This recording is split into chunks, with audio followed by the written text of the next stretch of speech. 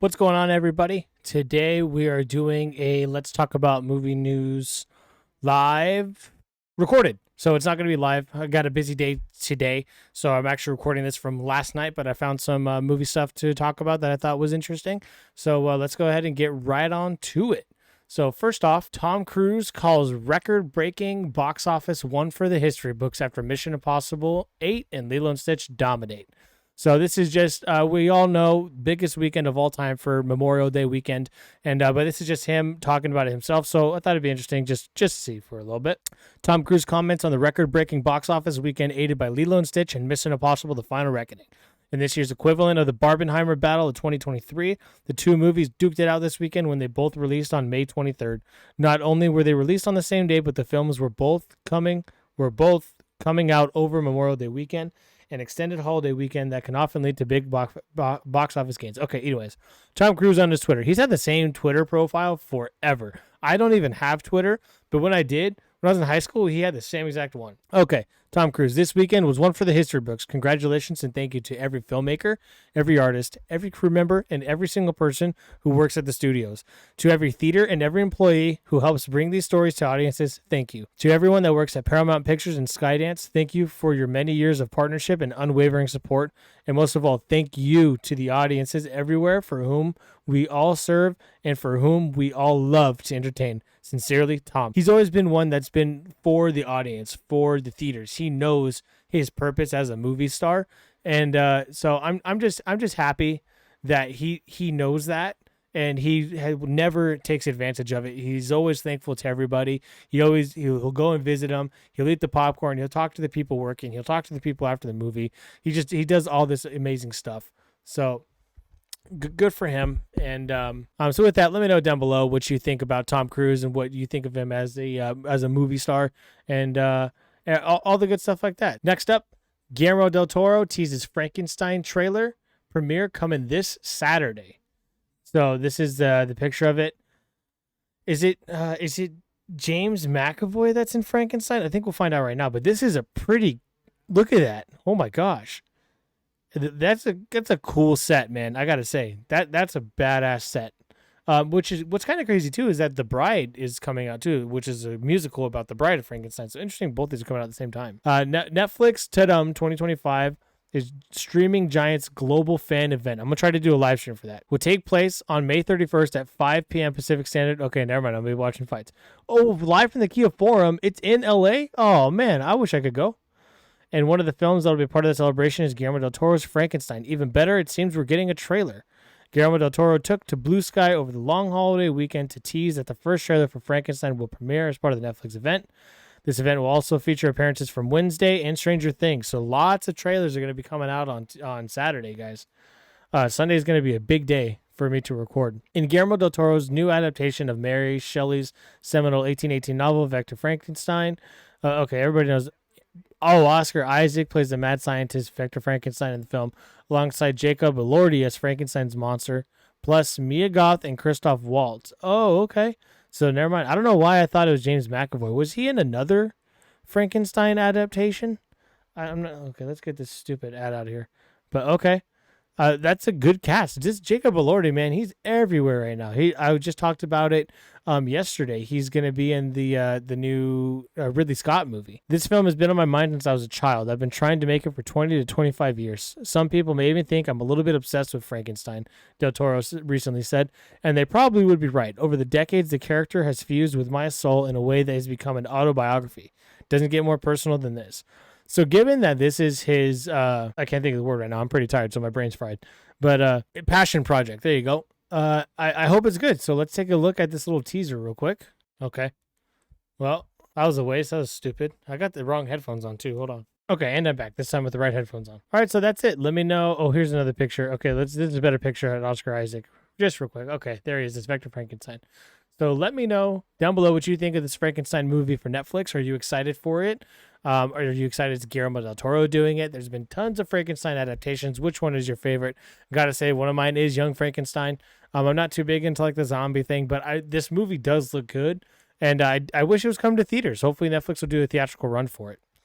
So, anyways, on to our next topic. Batman and Deadpool to headline the first Marvel and DC crossover in 22 years. I did not know it's been that long. The Dark Knight and the Merc with a Mouth will finally meet in 2025. The rivalry between Marvel and DC may be legendary, but the two companies are putting aside their differences long enough to publish their first crossover comics since 2003's JLA/Avengers. And who better to usher in this new era of cooperation than Batman and Deadpool? As revealed by Entertainment Weekly, Marvel and DC are teaming for a pair of one-shot specials featuring the Dark Knight and the Merc with a Mouth. Well, okay, they just said this 15 times. Okay, I'm not going to read all that shit. But cool, these are, I assume, the covers. And cool covers. I think I like this first one. Like, they're both number ones, but I like this one more. But this one looks more like they're working as a team. And stupid ads, bro. And this one looks like they're fighting each other. As mentioned, this project marks the first crossover. Prior to that, the two publishers had a history. Okay. It happens kind of once every generation of readers. I'll leave you drawn to your own conclusions as to why. Okay, Jim Lee's part of this. I forgot he was the CCO of DC Comics. It just felt like a fun combo. I'll be quite frank, it was nothing more complicated than that, Buckley says. The guy probably drawing it, I would assume. Like Deadpool hanging out with Batman. There's a lot of levity to be had there, a lot of fun, and it would also be a little bit uber violent at the same time. Our big thing is we want to do something that's a lot of fun, showcase comics, generate excitement, and bring new readers or lapsed readers back into the industry. And you know what's also funny real quick about this? Is that in Deadpool 2, when he's fighting Cable, he goes, "So dark, are you sure you're not from the DC universe?" And then now they have Deadpool going in. I think that's pretty funny. I just thought about that. I've thought about that scene right now. So with that, then they just go into the crossover. So let me know down below what you think. Are you excited for this Batman Deadpool crossover comic? I try to get into comics here and there quite often, and I never really do, but I'll research them as well.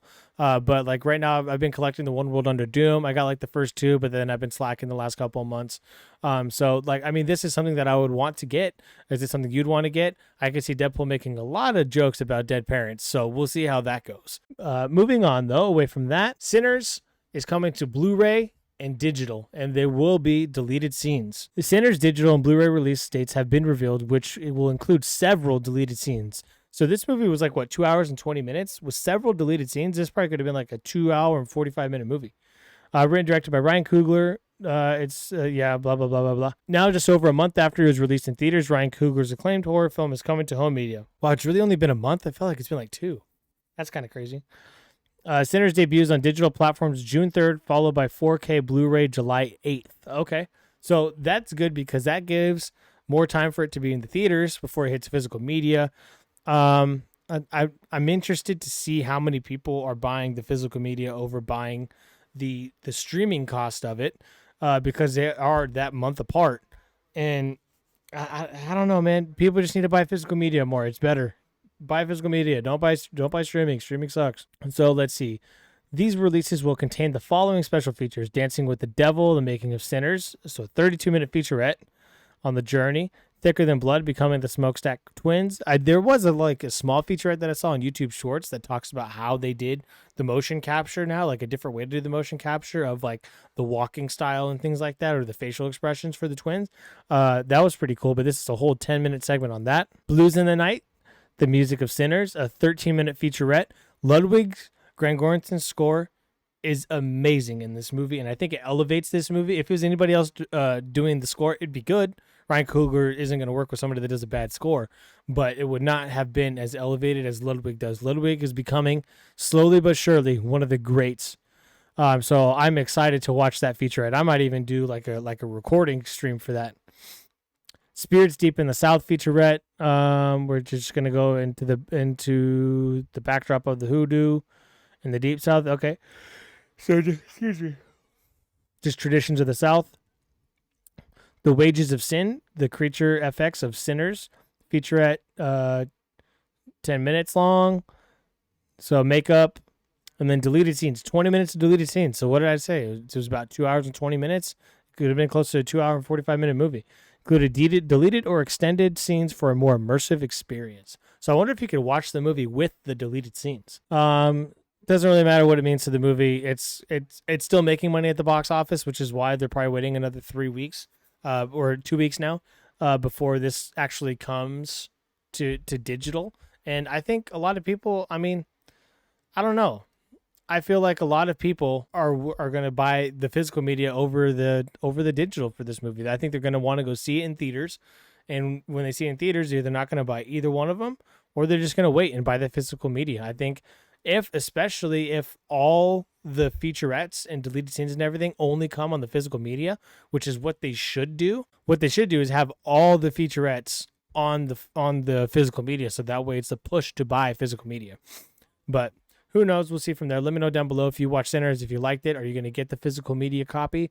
Are you going to get the digital copy? Or are you going to get neither? On to our next topic. We have Jackie Chan coming out with a new movie this week in Karate Kid Legends. But he also has given an update on Rush Hour 4. He says, hurry up. Jackie Chan offers a hopeful update on Rush Hour 4 despite having denied his involvement in the fourth movie in 2019. The actor confirmed he was in talks to make the movie in 2022. Director Brett Ratner released in 1998. First Rush Hour movie. Did he do all three? Ratner then directed the next two. He hasn't directed the movie since 2014 because he had some shit come out against him. I don't know if it's true or not. I think it is. While talking to Screen Rant's Liam Crowley at the Karate Kid Legends red carpet event, the action star offered an update on Rush Hour 4.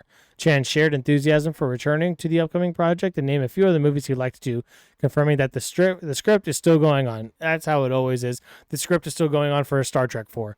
However, he stressed that he didn't know the specifics, but that he hopes development moves forward soon. Read his comments below. Jackie Chan, I don't know. Ask the director, ask the studio, ask the writer. Hurry up. Otherwise, Chris Tucker and me will be 100 years old. We'll be old men doing Rush Hour. But this fool is old. Isn't he like 75? Screen Rant asks, do you want to do it though? Jackie Chan says, yes, I want to do another Shanghai Nights, Shanghai Dawn, Shanghai New, Shanghai Nights, and what he said the same thing twice. The script is still going on. I want to do a Rush Hour 4. So what it means is that it's still in development. So this is just a quick little story. Rush Hour 4. He still wants to do it. I would assume Chris Tucker wants to do it. The last thing he was in was Air, I believe. I don't see him doing much work, but also he's just a funny dude and he's a good actor. If you watched Air, he was really good in that movie. And I'm sure that they would love to do another one. Who doesn't want to have some fun at the movies and laugh? So with that, let me know down below if you like the Rush Hour movies, if you'd like to see Rush Hour 4, and if not, that's totally fine too. On to our next topic. This one was really interesting to me. I didn't even read the full article, so I will be reading it for the first time right now. But a Star Wars fan site was used by the CIA for covert communication with spies overseas. First off, what? How and why? So let's find out. In what is perhaps the most bizarre Star Wars news story for a while, it has been revealed that fan sites for the franchise were cover-ups for CIA covert communication.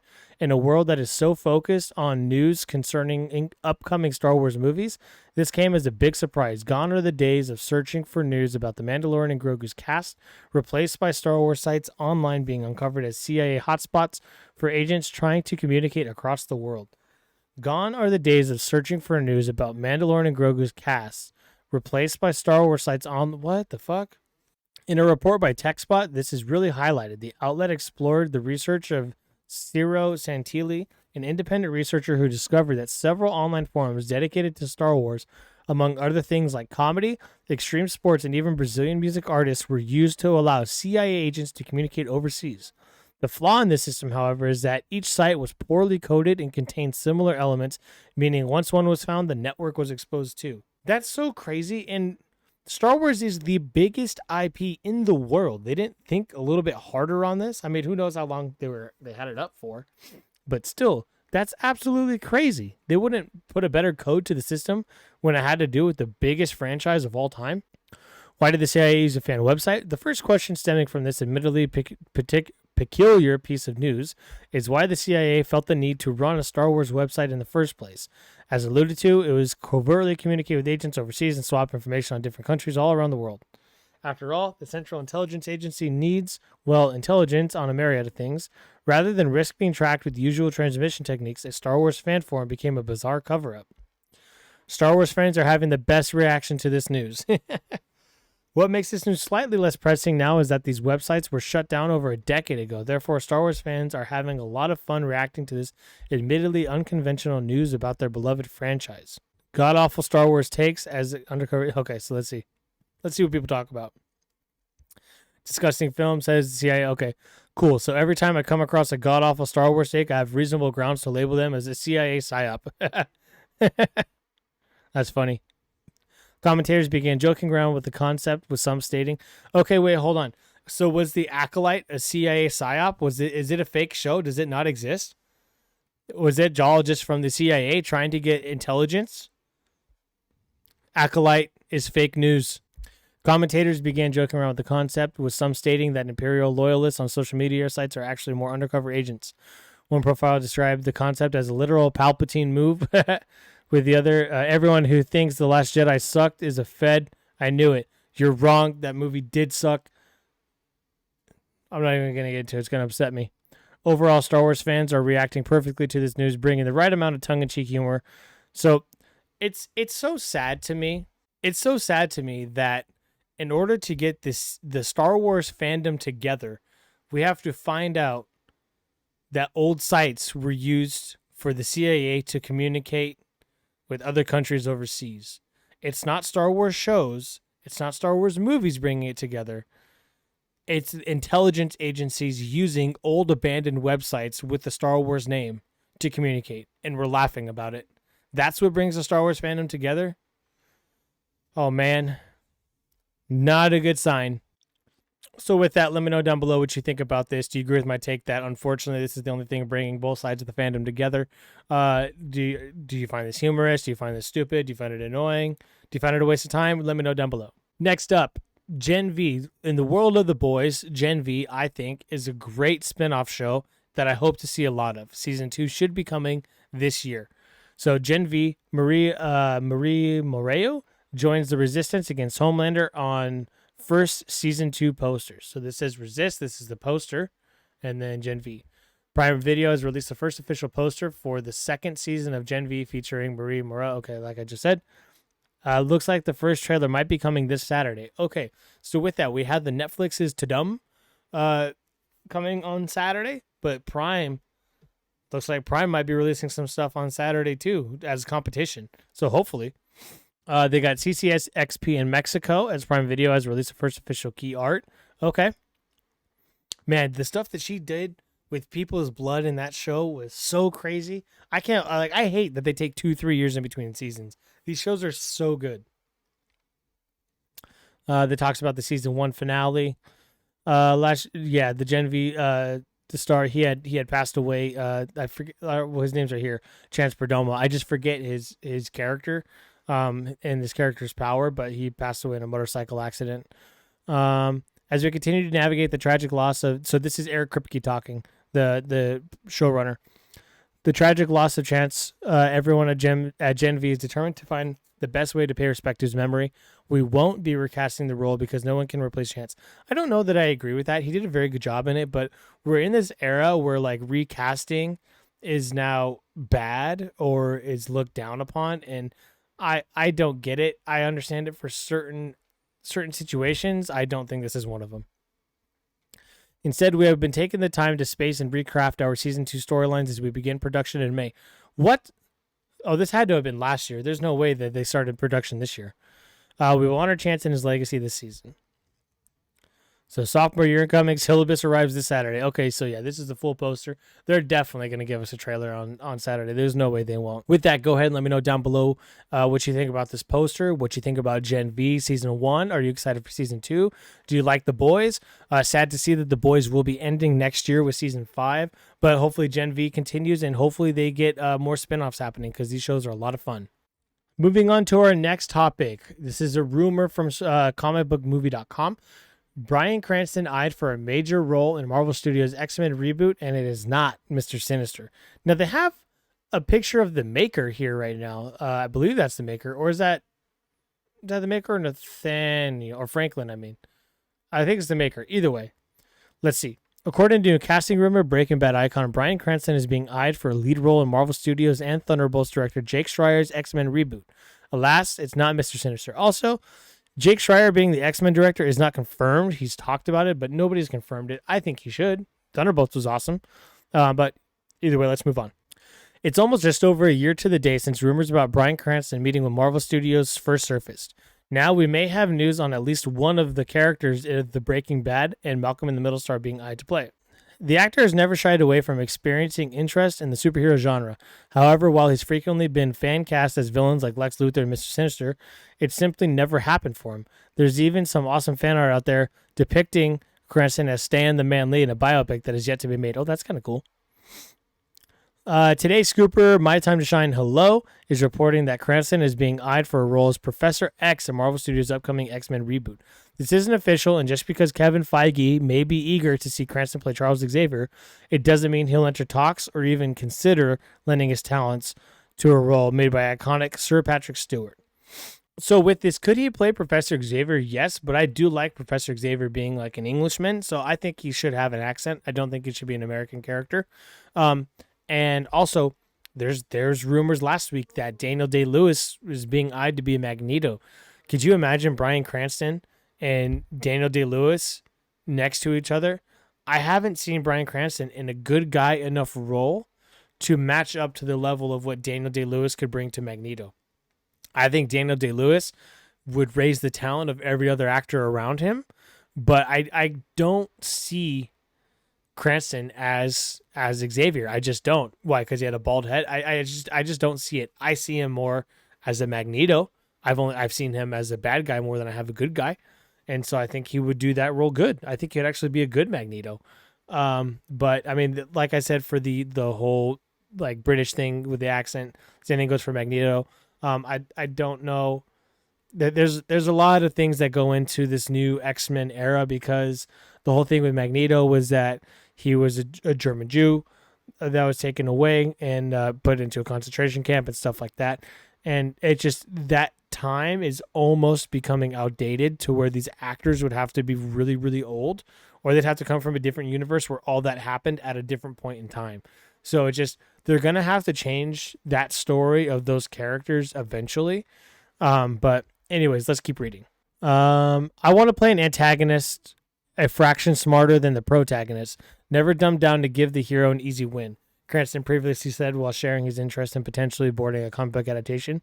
That's frustrating and boring to watch. Actually, that was the character, I'll admit. Mr. Sinister was the character I was thinking about. So that's cool. He wants the bad guy to have an edge because he doesn't want the bad guy to just lose instantly. After sharing his interest in playing the X-Men 97 villain, Cranston explained why he has little to no interest playing anyone we've already seen on screen. I guess it's a selfish standpoint. I don't want to do a character that has been done several times before. I don't want to be compared like, well, his Commissioner Gordon was yada, yada, yada. That's fair. I don't want to do that. I want to make something that hasn't been done, he concluded, making it seem doubtful he'd agree to play Professor X in the MCU. After all, following Stewart's footsteps won't be easy for any actor. Absolutely true, and this just further tells me that he's not going to be any of an X-Men that we've seen. I think he's going to stick to his guns on that. I'm not going to read the rest of that. But let me know down below what you think. Do you think Bryan Cranston would be a good Professor Xavier? Do you think he'd be a better Magneto? I think he'd be a better Magneto. Or would you rather just see him take on a new character entirely like he wants? Let me know down below what you think about that. And we're going to move on. And let's see. And let me know what you think. Next up, going into the reign of Superman, Superman's popcorn buckets reveal a new look at David Cornsweet as the DCU's Man of Tomorrow. So they got some leaked popcorn buckets coming out. I'm going to skip through this. You don't need to read it all. We're going to go ahead and take a look at it. Let's see. It's further a bit down here. Okay. So let's see if I can click on this. All right. So here we go. Here's some cups. You got Crypto, Superman outside the fortress. This is a popcorn bucket. A pretty basic popcorn bucket, honestly. I hope they do something cool. This looks like a bag of a Superman bag and just another cup. So, I mean, it looks all right. It looks okay. I like these cups for sure. The popcorn bucket's cool, but it's nothing special. But I just thought that was interesting. Here's a look at, I think this was on the cup. A new look at him. So yeah, with that, go ahead and let me know down below again as well. What do you think about these new looks on the cups? What do you think about the popcorn buckets? Are you going to get one? Do you care? I think they could have a really cool Fortress of Solitude popcorn bucket. So hopefully some cooler stuff comes out better than this crap. In our second to last topic today, Comes from comicbook.com. New Avengers Doomsday set photo shows Black Panther stars return, but where are they? So M'Baku is back. Marvel Studios already announced that Winston Duke, who played M'Baku, leader of Wakanda's Jabari tribe in Black Panther and all the other movies, is coming back. While the Us actor has been spotted in behind-the-scenes photos with co-stars like Robert Downey Jr. and Chris Hemsworth, we've yet to see Duke's M'Baku on set. Cinematographer Newton Thomas Siegel shared a photo from Doomsday's on-location shoot in Bahrain.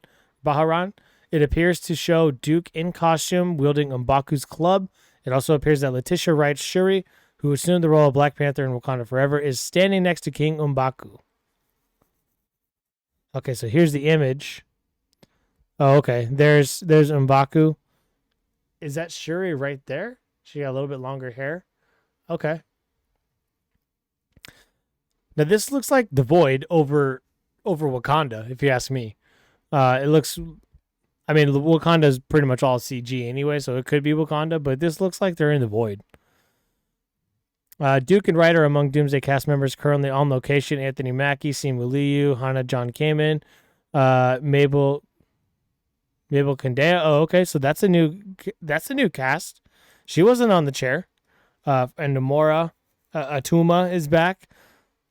Okay, this is a huge thing that people haven't been talking about. So Nomura and Atuma confirmed cast back. Broke it here for the first time. You're welcome. And Tanak Huerta recently attended an event with the director Joe Russo suggesting the words of Wakanda and Talokan will meet again, which we all assume that at the end of Wakanda Forever. If the desert isn't doubling as the kingdoms of Wakanda or Talokan, there may be other possibility. The Void, yep. The barren landscape resembles a metaphysical junkyard at the end of time. Although the latter filmed its wasteland scenes in, no, they didn't. They filmed something else. Just straight up, they filmed something else. They filmed a fight scene that's not going to be in the Void. It's going to be on a different universe. I mean, I'm not saying that with facts, but that's just what I'm assuming. I don't think with the sets that they built were for a metaphysical junkyard. I don't think that at all. Okay, so here we got, what's this guy's name? The Danny Ramirez? Wait, is that his name? Anyway, New Falcon. There's M'Baku there. Russo, number 1 or 2. And then, I thought that was Tatiana Maslany at first. That's Atuma. Obviously, there's Mankey. Hannah John Kamen, Simu Liu, Nomura, Shuri, and Namor. So cool. These guys, what an interesting cast of people. And why is she the only one from the Thunderbolts there? What the fuck? Go ahead and let me know what you think about this photo. Do you think they're going to be in Wakanda? Do you think they're going to be in the Void? Do you think they're going to be somewhere else? And with that, I will now move on to the last topic for today. Superman faced major changes after test screenings, reshoots, less humor, shorter runtime, new editor and composer. Dear Lord, that is a mouthful. Basically, they changed everything but the director. Long story short. After today's reveal of the Superman runtime, the real story might be what's happening behind the scenes. Started asking around and uncovered that the road to release has been anything but smooth for DC Studios' flagship reboot. Tensions are high at Warner Brothers, where CEO David Zaslav and DC Studio lead James Gunn and Peter Safran are scrutinizing every frame to avoid another franchise misfire. Sources close to the production say the film received a mixed reception at an earlier test screening, triggering the cascade of changes. Gunn's original cut apparently leans heavier on humor, something execs weren't entirely sold on. Thank God. Thank God he had people telling him, no, cut the humor, cut the bullshit, because it's trash. No. In response, several comedic beats were cut, trimming down both tone and runtime. More intriguingly, one of the film's editors was quietly removed mid-process, leading to a slight rework of the film's structure. This is somewhat of a tweak, signaled a slight shift in how the story was being presented. Some key sequences were shuffled, and minor scenes were added during reshoots. Recent reshoots. So that's another thing that's crazy too. James Gunn has been one to not do reshoots. I think he didn't want to do reshoots for this movie too, and they forced him, and he's just playing it off like, oh yeah, I've learned to enjoy reshoots. I think that's what it is, and I think it's bullshit. The music department wasn't spared either. A second composer was brought late into the game to reshape the score, suggesting the tone may have been in flux as recently as a few weeks ago. It's all part of what one considered to describe as slight course correction. So with this too, I mean, it seemed like it was way too much of a riff on the John Williams score. They probably brought in this next composer and told them, or he, she, or whatever, to make it their own. Don't be copying and pasting with a little bit of difference to it. Another thing, about 25 minutes of footage has been trimmed from earlier versions, the final a leaner feel. The adjustments hit at the studio anxious to get it right, especially with this being the first major installment of the rebooted DC universe. So with this, I agree and disagree. I think a 2-hour runtime for a new Superman movie is good. I think a 2-hour and 25-minute runtime can also be good. It just depends on how much stuff is crammed in there. With it being the first one, you don't want to overcram it with too many things. You want it to be the focal point, to be the center of Superman. But you're also trying to create or show a world that's already been established with multiple heroes, multiple villains, and how just this world works. And so it's a very tall order to do it. I mean, if this pulls off, props to not only James Gunn for at least getting the outline and the core of the movie right, but also props to the studio for telling him no where he should have been told no. The last test screening is set to happen this week. Whether these 11th hour changes will pay off remains to be seen, but there's a tad more confidence now in the finished product, which is officially in the can. Turns out to be a great film. So I really hope that this test screening goes well this week. I was trying to find out how I can get into it. Or get invited to it or anything, and I haven't been able to find anything. So I think I've never been a part of a test screening. I think it'd be a lot of fun.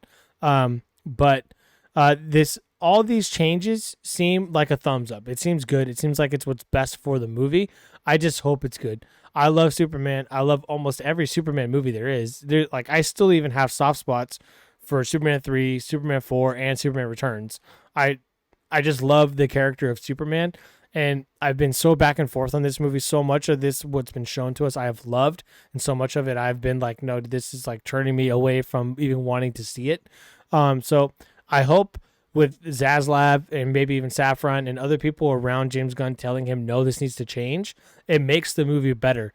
James Gunn said he doesn't want to be surrounded by yes men anyways. So it sounds to me like it's working and it's going well. Like it didn't work, but it's being cut to fit together like a puzzle. So we'll see. That could be good news and it could be bad news. I guess we'll get a better idea about that after this week with the test screenings. So that's it for today on today's segment of Let's Talk About Movie News Live, recorded. And so let me know again down below what you think about these topics for today. What was your favorite topic or what was your least favorite topic? What are you most excited for? What are you looking forward to? Did you like the thing about the Star Wars CIA? Did you like anything about Sinners? What do you think about Superman? A whole variety of things. That's why I'm here, to talk movies. I hope you guys have a great day, and I'll see you in the next one. Peace.